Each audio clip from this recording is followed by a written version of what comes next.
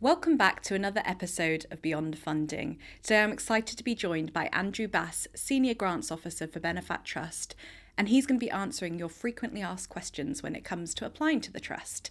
So Andrew, I don't think we've had you on the podcast before, so welcome. It's exciting to have you on here. Thanks, Alice. It's lovely to be here and great to be chatting with you. Brilliant. Should we start with an easy one, which Lovely. is who can apply to Benefact Trust? So, churches, cathedrals of any denomination can apply to the grants programs within Benefact Trust. The only stipulation within that is they've got to be part of a Churches Together group, either a national one or a local one. Apart from that, it's Christian charities. And by Christian charities, we mean, and to be able to apply to us, there must be a clear statement of faith within either their governing documents and or on their website. And unfortunately, without one of those two being in place, it's not a charity that can apply to us, I'm afraid. Okay, and it would be great if you could share what our key eligibility criteria is. So the key eligibility criteria sort of fits in with what I've just said, Christian charity or church cathedral of any denomination. Beyond that, it's about looking at our grants programs. Each of our grants programs set very clear eligibility about what we mean is right for that program, whether it be the building improvements grant or the community impact grant. Now, the one stipulation with all of our grants is that before you apply to us, you must have in place 30% of the costs, and then you're ready to submit to us. There will be other criteria that you need to follow, but they are so clearly stated on our website that everything will be there for you. But if you really can't find what you're looking for, we have a wonderful grants administrator you can speak to, and we have 4 grants officers that are available as well. And everyone is so friendly, just to reiterate, aren't they? They are. So I think one of the burning questions would be what we actually fund. Okay. So under our building improvements grant programme, it is basically what it says. It's about buildings. But under that programme, it's pretty much churches. It's not for charities. And I'll explain to you why in a second. So churches that are doing renovation repairs where really the main or only benefit of that work being undertaken is impact on the congregation, it's building improvements. Community impact is often about projects, so delivering projects that meet need within a community. But sometimes what we're seeing churches and charities that need to make a small conversion to their building to make it more accessible for community activity. Or sometimes with some of the bigger churches, sectioning off a part of the church at the back that can become a community space that they can use. At that point, you're coming under community impact. But again, all of that information is on our website. All of that information is available via grants administrators and grants officers. And our vision is to transform lives and communities in general, isn't it? So a lot of our grants programs are working towards that end goal, having a real impact in society. Yeah, I think we've always had thematic grants each year that were about a specific theme that we saw as a key issue within the UK and Ireland. But over 2 years ago, we opened the Community Impact Grant, where instead of us looking at what are the issues, we're going out to churches, cathedrals and Christian charities saying, what are the specific issues in your area? Why are you the best person to meet that need? How are you going to meet that need? What does it cost? And how can we support you? And within that, we are seeing all manner of really hard-hitting community projects that are working with people that are homeless, suffering from mental health issues, working with young people, older people. If you can think of something that's going on in your community, we're probably funding a project along those lines. And obviously not forgetting that if you're in some of the most deprived areas of the UK, not only do you get a grant from us, but we can give a deprivation uplift to help support that project. Yeah, and that was actually one of my questions I was going to sorry, follow on Alice. with. No, it's perfect. Is do we give more to disadvantaged communities, Yeah. and why is that the case? So basically it's because it's one of our aims. And also we know that the more deprived an area is, probably the harder it is for that area in itself to fund the project. They are going to have to look further afield to find funding.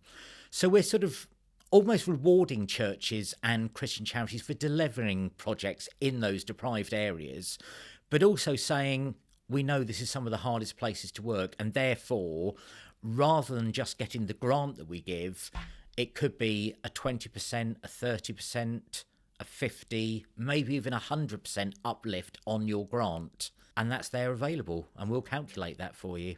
No, that's brilliant. And you mentioned in the key criteria that that has to have that 30% funding in place. Can you explain a bit more about that 30% funding? Yeah, the reason we want 30% in place is to see that there's some traction on your project already, that there are other funders getting involved, or you're using your own reserves or fundraising. And it ensures that we can see that it's a project that probably is going to get to its 100%. So by that 30% in place, we know the project's probably going to be delivered, there's some traction on it already, and we can make a quick decision and help you towards that total cost. So can you give an idea of how long that decision process might take? Yeah. So for projects, I would say smaller projects under £1 million under the Building Improvements Grant Programme, you're probably looking 8 to 10 weeks for a decision. Over £1 million, probably 12 to 14 weeks still would be a maximum. And it would be very similar under the Community Impact Grant as well. We try to have regular grants committee meetings so we can make those decisions, get that decision out to you as the applicant, and enable you to tell other funders that we're on board with your funding, and hopefully help you get to your full target figure. Brilliant. And if someone is successful with an application, how might they work with the Trust to share news of this grant, but also report on the amazing progress of their project? So on the multi-year grants, your grants officer will arrange to have a quarterly meeting with you, just have an update, find out what's going on. Main reason for that is that on our multi-year grants, which are all community impact grants, we sometimes split the funding into 3. So you get year 1 funding, you do an end of year report. And by having those quarterly meetings, it means that, we're aware of what's going on. We can give you some advice with regards to how to complete your end of year report. And say if a previous application has been rejected, for instance, can someone still reapply to Benefact Trust? Yep, they certainly can. We would love to chat with you. And I think if you've had an application rejected, I think look at the reason why we've given you for it being rejected. We will give you a reason. Have a look again at our website. And if you still are really a little bit uncertain as to why your project hasn't been funded and what you need to do for the next application to be considered by us, we've got a great grants administrator at head office. Grants officers are available to talk to. We're happy to give you as much advice as we can and as much support as we can to make sure your application is fit for purpose and fundable. That's brilliant advice. And I'm sure a lot of people would like to know how often that they can apply for funding. So under any grants programme, you can't apply for 2 years after you've had funding from us. Now, with building improvements, that's very, very simple because they are single payments because they're about building work. So 2 years later, you can come back to us. Within community impact grants, we have 1-year applications, 2-year and up to 3 years. Now, the only thing with that is it's a 2-year break between your final year of funding, your final payment. But again, when we make an award to you, your letter of award will tell you when you can reapply to us. But again, if it's not clear, speak to us. We're really happy to help. We're in a really unique position where we don't have to fundraise to be able to provide these grants to churches and charities. I was wondering if you could explain a bit more about where Benefact Trust money comes from. Certainly, Alice. As Benefact Trust, we are the charitable owner of the Benefact Group, specialist insurance company. All of their available profit each year is donated to us. And from that, we put various bits of money aside to the different grants programmes. But within those grant programmes, we independently assess the applications. We make the awards where they are eligible and fit with our criteria. And I think the great thing is it means we're a sustainable funder. We see so many funders that run out of money during the course of a year and have to close a programme. We've never had to do that. We have available money every year under each of the grant programmes.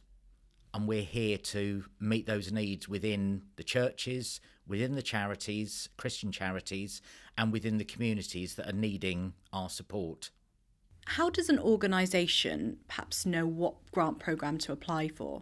The Building Improvements Grant, pretty much churches and cathedrals doing repairs, renovations, extensions, sometimes even new builds, where the sole beneficiary of that really is the congregation. So it's keeping your congregation warm, dry, those sort of things on a Sunday morning. That's building improvements, and that is capital only. Under the Community Impact Grant, what we are mainly funding is projects that are happening within communities. So we're funding youth workers, community support workers, community outreach workers, working with some of the most vulnerable people within society. But sometimes when people are looking to do those programs, one of the things they need to do is make a conversion or an adaptation to their building. So again, that's becoming capital, but that would come under the Community Impact Grant because the benefit is to the community. So that's often about sectioning off a bit of space within a building, so they've got a meeting room or a confidential space to meet, increasing accessibility, those sorts of things.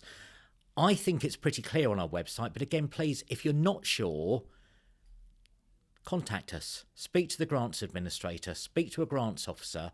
We are so happy to help, because if we can get you to apply correctly under the correct programme, it's a quicker process for you and an easier process for us. So we're really happy to help, Alice. Brilliant. Thank you, Andrew. I think you've shed some light on some really burning questions there. So that'll be very helpful for our listeners. And I hope you've enjoyed your first time on the podcast. Loved it, Alice. Been so easy chatting to you. And thank you for joining us for another episode of Beyond Funding. As Andrew mentioned, all information about our grants and the application process is available on our website at benefacttrust.co.uk. And please don't forget to subscribe to our YouTube and Spotify channels so you don't miss out on future episodes.